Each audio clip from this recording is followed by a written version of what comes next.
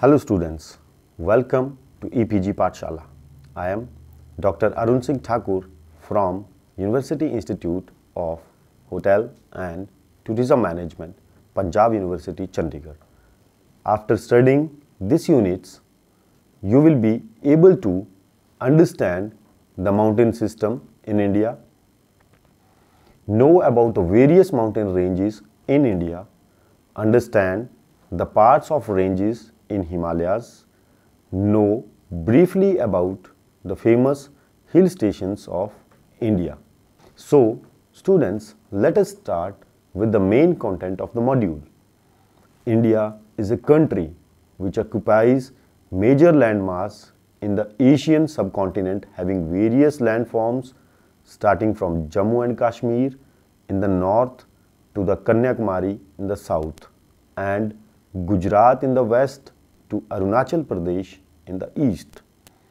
India occupies the 7th place in the world, covering 2.4% area of the entire world. The neighboring countries of India are Pakistan, Afghanistan, Nepal, Bangladesh, Bhutan and Sri Lanka. All countries in Indian subcontinent lie in the northern hemisphere only. Length of the mainland India is 3,214 km and breadth is 2,933 km.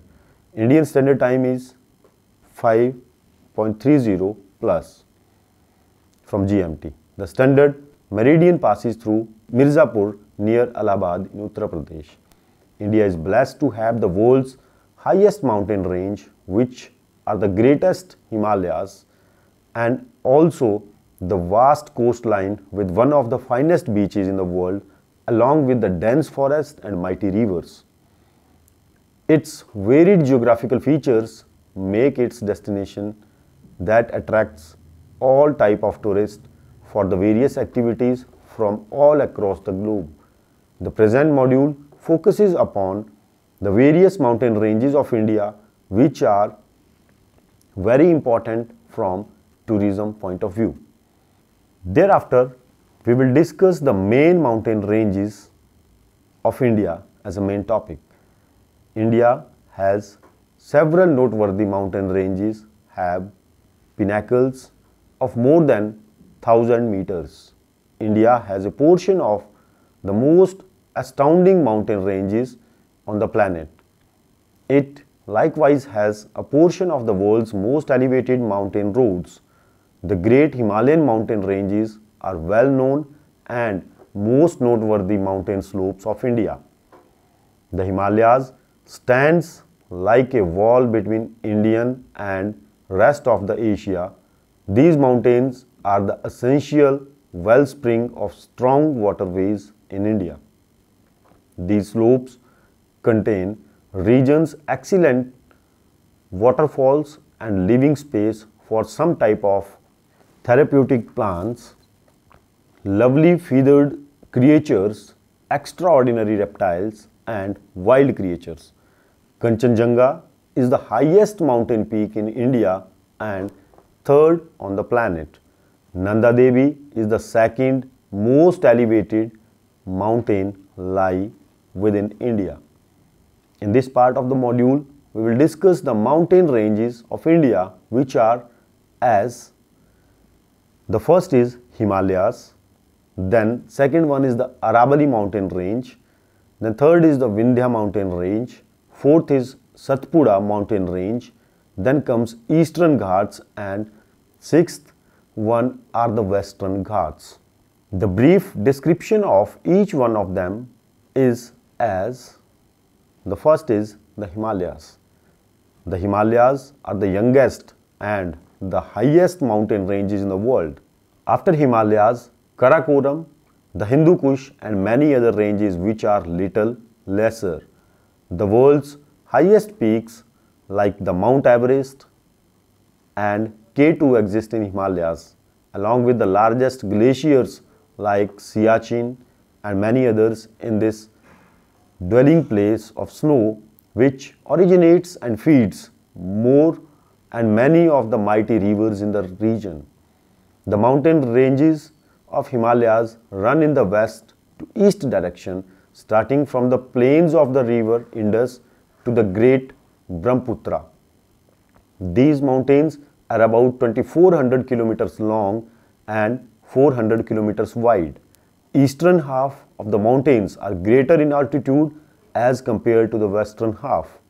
There exist a number of valleys between the three parallel longitudinal ranges of Himalayas. Himalayas gave birth to the old mighty rivers like Indus, Ganga, Brahmaputra and many tributaries of these rivers, forming one of the most fertile plains of the world, viz. Plain of Ganga, Brahmaputra and Indus. Himalayas can be divided into 5 categories on the basis of its geographical entity is such as the Greater Himalayas called as Himadri, the Lesser Himalayas called as Himachal, the Outer Himalayas Shivaliks and the Trans Himalayas, and finally the Eastern Hills which are Purvanchal. A chain of hills in northeast India. Then let us describe each of them in brief. The first is the Great Himalayas. The northern range is called as the Great Himalayas or the Himadri. The average elevation in the Greater Himalayas is 6100 meter above mean sea level and the width is about 25 km. The world's highest peak is Mount Everest is situated in the Great Himalayas. There is almost no vegetation and also no precipitation occurs in these mountains. They are covered with thick cover of snow all round the year. Then comes the middle of the Lesser Himalayas. This part of Himalayas lies in between the Greater Himalayas in the north and towards the south is the Shivalik. Lesser Himalayas run almost parallel both the ranges and also called Lower Himalayas or Himachal.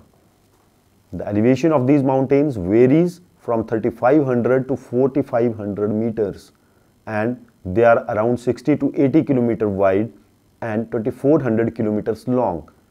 The peaks in these mountains remain covered with snow throughout the year and there are many peaks having elevation more than 5000 meters. The Lesser Himalayas are having steep and bare southern slopes as compared to the northern slopes which are covered by forest. The famous mountains in this category are the Mussoorie and Nagtibar ranges in Uttarakhand. These mountains are friendly to humans as compared to the Greater Himalayas. After that, we'll discuss about the Outer Himalayas.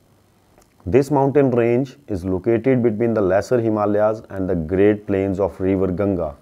The elevation of these mountains varies between 600 to 1500 meters with the length of 2400 km which extend from Potwar Plateau till Brahmaputra Valley. The slopes towards the north are gentle while they are steep towards south side of the mountains. The mountains are most wide with maximum 50 km in Himachal Pradesh and a minimum of 15 km in Arunachal Pradesh. The Outer Himalayas form a chain of low hills throughout its length except the area occupied by Teesta River Valley. These mountains are covered with a very thick forest cover which decreases from east towards the west. Also the rainfall in the mountains decreases when we go from east to the west. There are many beautiful valleys and meadows created by thousands of streams and small rivulets, which are snow-fed and many of them are perennial. Due to its scenic beauty, there are ample tourist destinations in these mountains which are world famous. Thereafter comes the Trans Himalayas.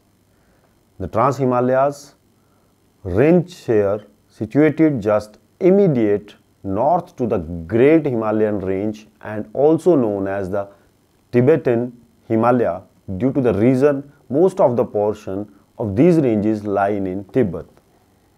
The main mountain ranges in the Trans-Himalayas are the Zaskar Range, the Ladakh Range, the Kailash and the Karakoram Range. The average elevation of these mountains is 3000 meters and it's stretched in a distance of 1000 kilometers from east to west direction. The Nanga Parvat with an elevation of 8126 meters is one of the highest mountain peak situated in the Zaskar Range. Towards the north of the Zaskar Range, the Ladakh Range lies with only few peaks attaining the height of 600 meters. One of the largest rivers of the world, the river Indus, originates from northern slopes of the Kailash Range. In the northernmost part of the Trans-Himalayas lies the Karakoram Range, which is also called as Krishnagiri Range. This range is the home to the second highest mountain in the world, that is K2 or Godwin Austen, which is having the elevation of 8611 meters.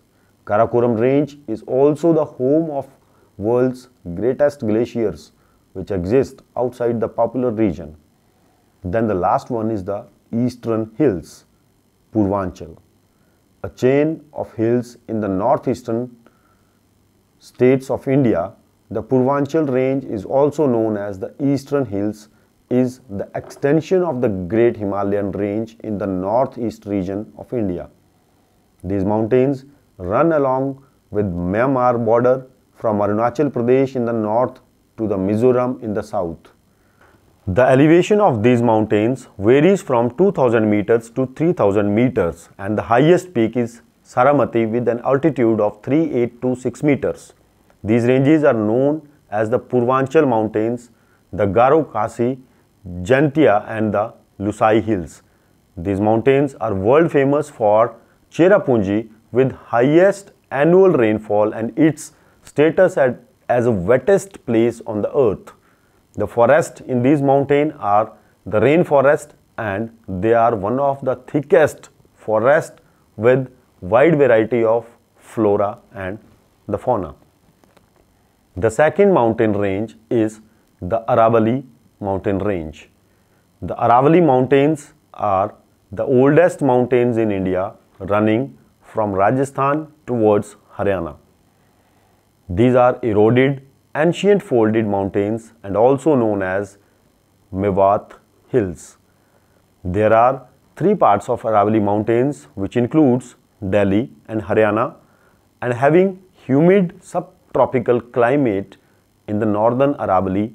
Rajasthan has an arid and dry climate in the central Aravalli and Gujarat having tropical wet and also subtropical climate in the southern Aravalli Mountains. The highest peak of Aravalli Range is Guru Shikhar with the height of 1722 meters in Mount Abu. The total length of Aravalli Range is 692 kilometers. Aravalli Mountains are famous for its rich flora and fauna along with its richness in the minerals and dense forest. Numerous rivers rise amidst the ranges including the Banas River, the Luni River, the Sahibi, the Sakhi and the Sabarmati River. The major rivers which flow from the Aravalli Range towards the north to south direction. The Luni River, which originates in the Pushkar Valley near Ajmer and ends in the Run of Kutch, and the other rivers are Sabarmati River and Sakhi River. Both of these rivers merge into the Arabian Sea. There are many famous tourist destinations in entire Rajasthan, Delhi and Gujarat, which includes many UNESCO World Heritage Sites also. Another mountain range is the Vindhya Mountain Range. The Vindhya Range is also one of the oldest and holy mountain ranges in India. These mountain ranges run across the central India and geographically divide northern India from the southern India. The total length of the Vindhya range is 1050 kilometers, which in the east it started from Varanasi, then covers Madhya Pradesh till Gujarat and is also parallel to another major mountain range, that is the Satpura range. Narmada river flows in the southern slopes of the Vindhya range and so called as the Narmada Valley. The highest peak in this range is Amarkantak and having an elevation of 1048 meter is in Madhya Pradesh. There are many major tributaries of Yamuna and Ganga system which originates from the northern slopes of Vindhyas, which includes Chambal, Betwa, Ken and Tamsa. The next mountain range we will discuss is Satpura mountain range. Satpura mountain range is also stretched the central part of the India like the Vindhya mountain range. This range started from Gujarat, then running through Maharashtra and Madhya Pradesh till Chhattisgarh. This range along with the Vindhya range, which is its parallel, divide the Indo-Gangetic plain towards the northern side of India and Deccan Plateau in the southern side of India. The major river is Narmada river, which originates from the northeastern part of Satpura range and flows between Satpura and Vindhya ranges towards draining into the Arabian Sea. Another river which originates from the eastern central part of Satpura is the Tapti river, which also flows into the Arabian Sea. Remaining two major rivers, one is Godavari and other is Mahanadi, which drains the Deccan Plateau and merges into the Bay of Bengal. Due to its attractions, Satpura mountain range attracts thousands of visitors every year. The main attractions in this range are the Pachmadi, which is a beautiful hill station in Madhya Pradesh and famous for its forest, animal reserve and adventure activities. Then another one is the Kanha National Park, which is a tiger reserve.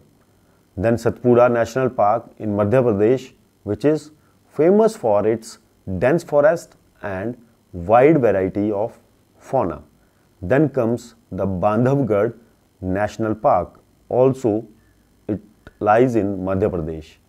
Then Pench National Park, which is a tiger reserve and declared in 1992 as a part of Project Tiger. Apart from these above mentioned tourist attractions, there are many more natural and man-made attractions are also there in these. Then comes the Eastern Ghats. The Eastern Ghats, popularly known as the Mahendra Parvatam in the South India, are the mountain ranges along the eastern coast. These ghats started from Odisha, run through Andhra Pradesh, then to Tamil Nadu and passing through some part of Karnataka. The four major rivers which merge into Bay of Bengal dissect these ghats are Godavari, Mahanadi, Krishna and Kaveri. The Deccan Plateau just in the west side of the mountains range and the eastern ghats run parallel to the Bay of Bengal. The Coromandel coast, including the coastal plains, lies between the Bay of Bengal and the eastern ghats. After that, just opposite to the eastern ghat are the western ghats. The western ghats, popularly known as Sahyadri, located in the west coast of Indian peninsula. The uniqueness of these mountains in India is that it has been declared as UNESCO World Heritage Site and is one of the hottest hotspots of biological diversity in the world.